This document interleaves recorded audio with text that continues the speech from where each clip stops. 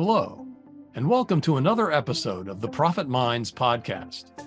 I'm your host, Dr. Stephen Kirch, creator of the Profit Minds Growth System, a unique blend of profit growth, productivity acceleration, and building robust business process for scale. In every episode, I interview entrepreneurs and small business owners from around the world with a unique story to tell. You can find the show on YouTube, LinkedIn, Apple and Google Podcasts, Stitcher, Spotify, and more. Welcome, Debbie. Thank you. It's so great to be here, Steve. Yeah. So power up your follow-up. Tell me the genesis of that. How did you get where you are? Your story. It's actually a pretty crazy story. So I was working on Wall Street, as you know, and I was a very successful investment banker there. And I decided to retire early to become be at home with my son. And I thought everything was going to be okay because my husband was a high-end custom home builder. But with the real estate crash, we lost everything, like everything. It was devastating. Foreclosure, bankruptcy, the whole thing. And it threw me into a depression. And I just kept showing up at networking events, with a smile on my face, thinking, nobody's going to know because nobody talked about things like that back then. Now everyone's like, oh, I filed bankruptcy. Oh, I lost my house through foreclosure. Like people talk about it more freely now, but I was mortified and humiliated about it. So I showed up at these networking events with a smile on my face. And literally, I was doing a health and wellness business back then. People would see me coming towards them and they turn and walk the other way. And it was like, what is going on here? And I'll never forget, I came home and said to my husband, something's got to change here. My old Wall Street ways that worked really well there aren't working in this entrepreneurial world. And I need to figure this out because it kept happening and kept happening. And so what I realized, I had this aha moment, and I realized I was so attached to my agenda and the results and going to sell and get clients.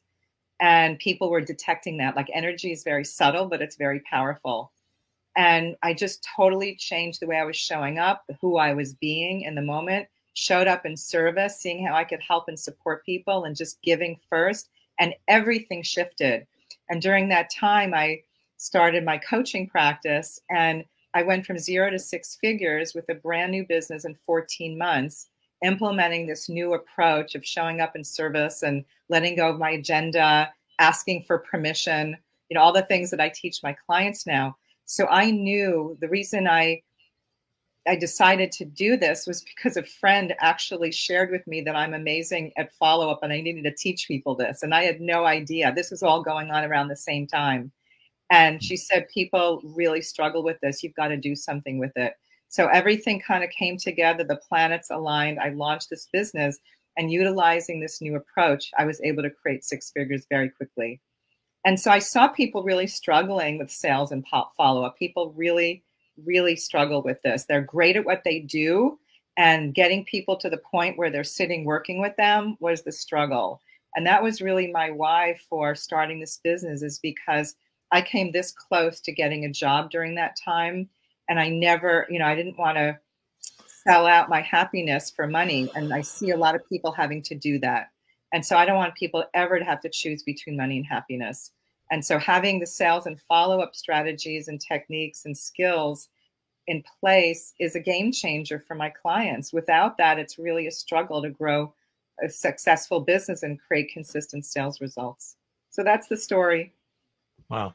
Yeah. And from the depths of bankruptcy and losing everything from this really nice lifestyle that you had with your, husband doing really well in real estate. And then of course it happened to a lot of people in the, the banking crash of 2008, and having lost everything, then to build, from scratch, a business, in 14 months. That's really amazing. What are the biggest challenges that you find that entrepreneurs face with the sales and follow-up? Well, there are so many, but I've kind of narrowed down to 4 key ones that I hear over and over and over again. And the first one is that people wing it a lot in their business. They're not prepared. And what I mean is they don't prepare before they go network about what they're going to say when people ask what they do. They don't prepare for discovery sessions, enrollment conversations. They just kind of show up and whatever comes into their head, they say. Like they just tell me, they wing it a lot, right? The second area that I hear over and over and over again is people feel sales. They don't want to feel salesy or pushy. And they equate sales and follow-up with being pushy and aggressive. And I know because I was that salesy, aggressive, pushy person, and I figured out a way. And nobody ever, ever tells me anymore that I'm pushy and aggressive because I don't show up that way anymore. But people don't know how to do that. And so what they do then is nothing. They don't call, they don't follow up, they don't reach out because they don't know what to say and they don't want to be aggressive. The third area that I see as a huge challenge for entrepreneurs is they don't have systems in place. They're really disorganized and they're like money and clients are literally slipping through the cracks because they just can't keep track of all the people that they're meeting and that they need to follow up within their head. And then the last one, which totally breaks my heart, is that people are not consistently asking their clients for referrals. With some people, it's not even on their radar screen. Whenever I speak to an audience live or online, I always ask, just raise your hand if you consistently ask every single client for referrals, and barely a hand comes up, maybe one. And we're sitting on a gold mine. So those are the 4 key areas, but there's lots more where people are struggling because these are not skills that people know how to do naturally. They need, like for me, it comes naturally, but for most people, they need to be taught and they struggle without, a system in place. Yes. How well I know, because, full disclosure, I was the client. So, and I've known Debbie for a number of years. So talk to me a little bit about that the system for getting, that fourth one, right? The getting referrals from your current clients. Cause look, again, I know none of this stuff is rocket science. Right. Right. But you're right. It's stuff that may or may not come naturally to most entrepreneurs. We're not good at business. Right. Most of us, we're good at what we do. Right. And that's why you need a coach. That's why, I've had many different coaches over the years as I've built my business. So what is it? What's the secret to getting your clients to provide you with referrals? How do you do that? Okay, well, I've created an entire referral system, as you know, because we went over this together years ago. And so it's got about 4 parts to it. One is knowing. Well, first, can I share just some quick statistics to just put this in perspective? Sure, please. How important it is? Okay, great. So research shows that 45% of people who are looking for a service-related business come from the recommendations of others. That means referrals. And research also shows that 1 out of 20 people on average will say yes to working with you. And obviously, it's different for every business and every industry, but that's just an average. But when that person's referred to you, it's 1 out of 6. So your chances of someone saying yes to working with you when they're referred to you improves by 300%. It's huge, right? Right. So we need to know when to ask, how to ask for referrals, how to train our clients, how to give us the referral, and then how to train them what to say when they're referring people to us. So I can unpack each one of those. So how to ask. You don't want to say, who do you know who you can refer to me? Because that's what most people do. And there's no context for who they're supposed to think of. And so what ends up happening is they'll say, oh, I'll think about it. And then you never hear from them, right? Like that just is what happens. So you have to be very clear and be very clear on who your ideal client is and be able to articulate that and what problem they're having or what they might be saying or complaining about. So be very, very, very specific. I have this analogy that we all have a Rolodex in our head. Remember those old-fashioned Rolodexes? Yeah, some of my listeners may not know what that is, but yes, I remember. So Rolodex had these little pieces of paper and you wrote down people's things and it went and it like rolled around. Anyway, we have a Rolodex in our head, and the more clear and the more precise and the more specific you are when you're asking for referral, the more people will go through their Rolodex in their head and go, oh, I know somebody, right? So why it's so important about how to ask. So if you're asking like, who do you know who you can refer to me? Stop it and start getting really specific. And then when to ask. So when you're working with a client and this is one situation when they're sharing how great they're doing and how much they love working with you and the benefits and results that they have working with you, that's when you want to ask, like, who do you know who's also dealing with that specific problem that you had, and bring it up, like say what they were dealing with and would love to be feeling this way right now, just like you. So use their words. And then you can also throw out one or two other types of scenarios of people you're looking for. And, so they have some context. So that's the when, how, and when to ask. Then we need to train our clients how to give us the referrals. So early on, when people would start working with me, they would say, oh, I've referred so many people to you. I love working with you. And I'd say, thank you so much. I've never heard from any of them. So I trained them, right? Because that's what happens. You give, give your name and number out, and then you never hear from them. So you have to train them to either make an email introduction or ask for permission to the person who you want to refer, if it's okay for you to call them, right? So those are two different ways. That way you're in charge, you're in control of the next step. And then one of my clients' favorite templates that I share is the referral language template. And what this is you give your clients the exact wording of what you want them to say when they're talking to people and what you want them to say when they're making an email introduction, which will, of course, be longer. And that way you're going to get more referrals because people can't take the time. I'm not going to take the time to figure out what people do and how to clearly articulate in an email. I don't have time for that. So when people give me their referral language, I copy and paste it, add something that I personally admire about them, and it's off within seconds. So those are 4 key elements of my referral strategy.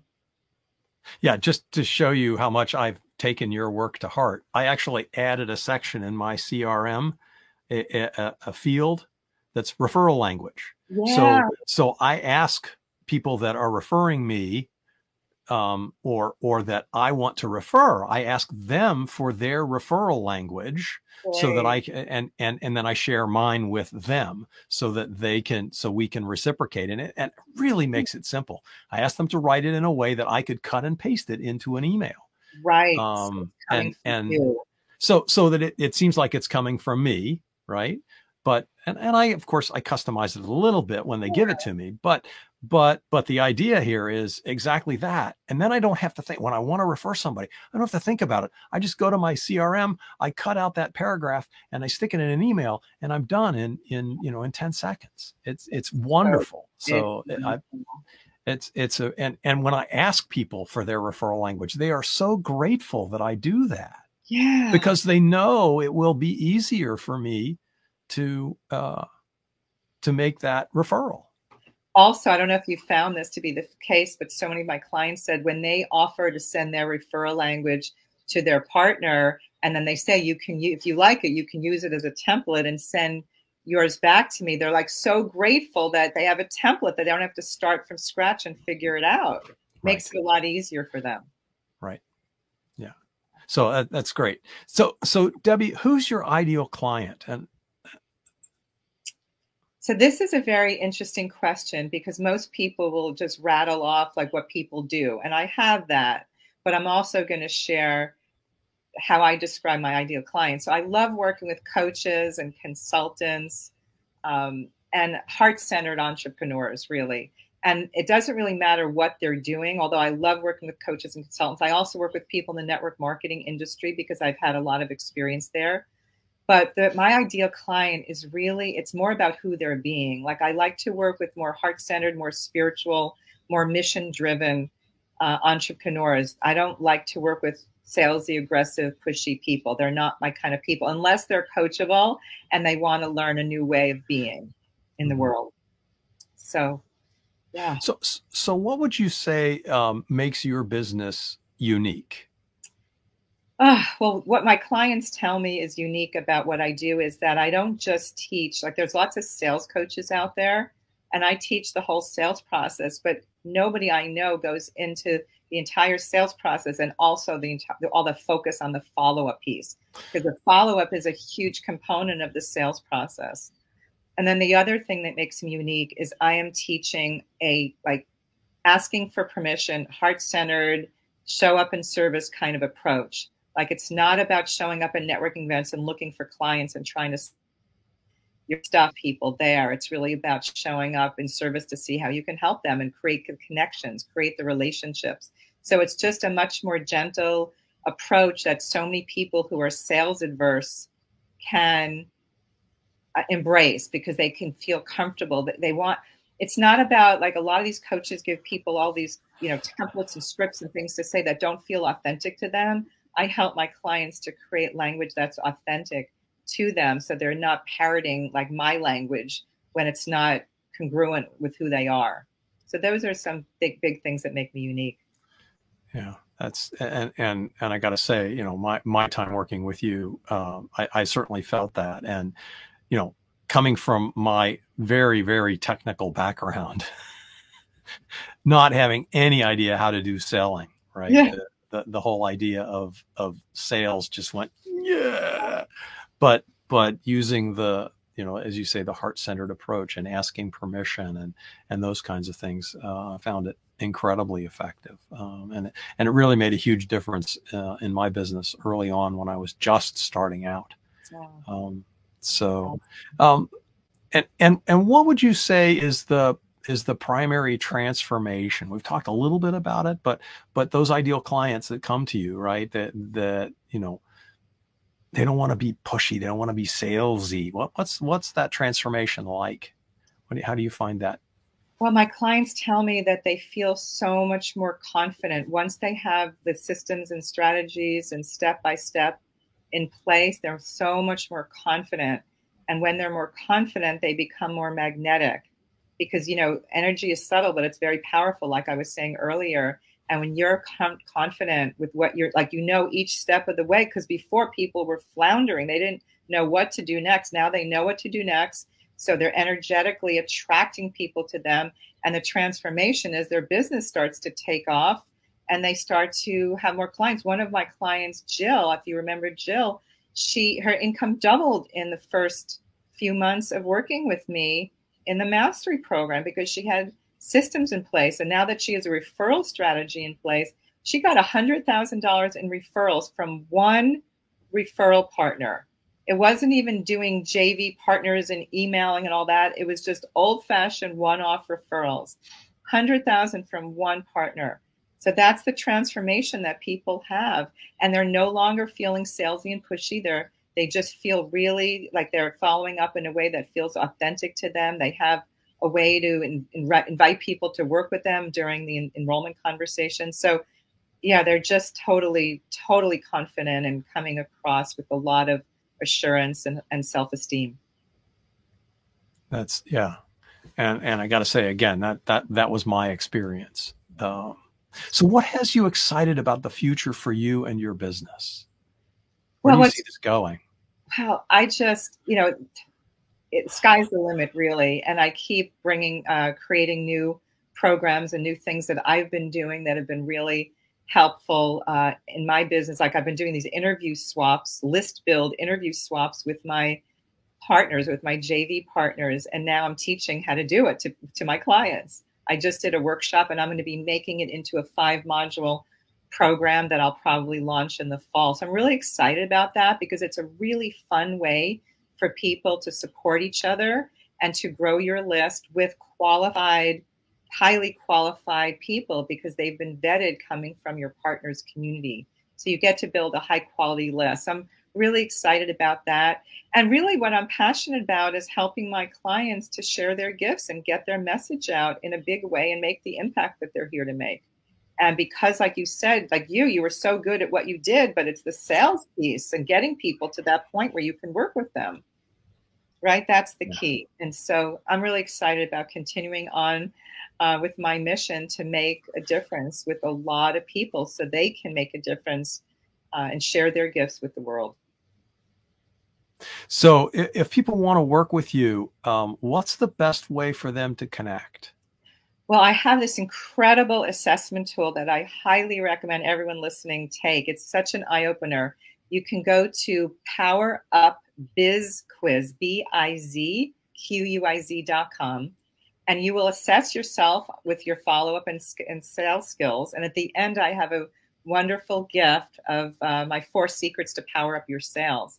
And then you'll have an opportunity to click on a link to reach out to me for a discovery session if you want to connect and learn more about how I support my clients and see if we're a good fit to work together. So that's the best way. Start with the assessment. It takes less than 10 minutes. And everyone I've spoken to who's taken it has said to me, they learn so much about themselves and they see where they're falling short so they can focus on those areas. And then they can celebrate the areas where they're doing really well. So powerupbizquiz.com. Great. We'll make sure that that's in the show notes. Awesome. So, wonderful. Thank you. So thank you. And thank you very much to our guest, Debbie Hoffman. Thank you for listening. You've been listening to the Profit Minds podcast.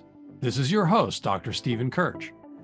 Please visit www.profitminds.net for other episodes or to contact me. Thank you for your positive feedback, comments, questions, and for sharing this show with others. Thanks for listening. Have a grateful day.